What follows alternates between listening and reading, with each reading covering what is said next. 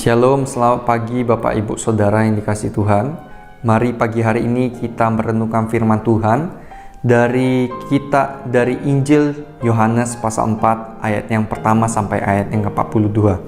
Saya akan bacakan ayat 25 sampai 26. Jawab perempuan itu kepadanya, "Aku tahu bahwa Mesias akan datang yang disebut juga Kristus. Apabila ia datang, ia akan memberitakan segala sesuatu kepada kami." Kata Yesus kepadanya, "Akulah dia yang sedang berkata-kata dengan engkau." Bapak, Ibu, Saudara, di dalam perikop ini kita akan merenungkan perjumpaan Tuhan Yesus dengan perempuan Samaria. Ketika pada saat itu Tuhan Yesus hendak ke Galilea, ia dengan sengaja melewati daerah Samaria. Untuk apa? Untuk melakukan kehendak Allah.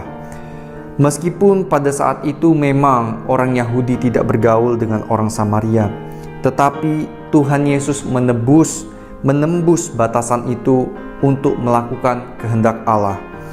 Ia bertemu dengan perempuan Samaria dan pertemuan itu mengubahkan kehidupan perempuan Samaria tersebut. Dalam teks ini ada beberapa nilai penting yang dapat kita renungkan. Yang pertama adalah perjumpaan itu adalah inisiatif dari Allah. Tuhan Yesus yang dengan sengaja datang ke kota Samaria karena ia tahu bahwa kehendak Allah pun harus dinyatakan di sana. Yang kedua, Tuhan Yesus membangun kesadaran bagaimana perempuan itu begitu memerlukan air hidup. Bapak Ibu bisa melihat percakapan mulai dari percakapan pertama hingga terakhir antara perempuan Samaria dengan Tuhan Yesus.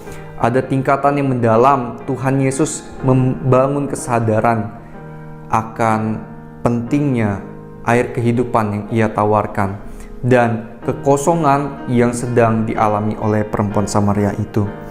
Yesus menggunakan apa yang kita butuhkan. Kita sangat memerlukan air, tetapi air yang kita minum untuk kebutuhan jasmani bisa kapan saja membuat kita haus lagi. Tetapi ia menawarkan air hidup yang kekal.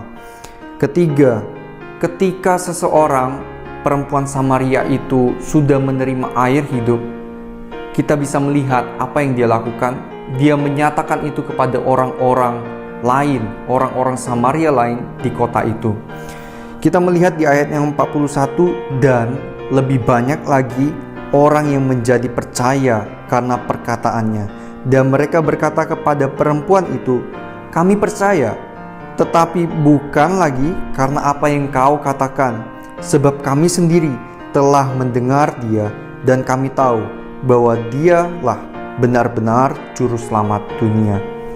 Orang yang sudah menerima air hidup tidak akan tahan untuk tidak memberitakan tentang Injil Kristus. Maka melalui perenungan ini, marilah kita mengingat kembali momen perjumpaan kita secara pribadi dengan Tuhan Yesus.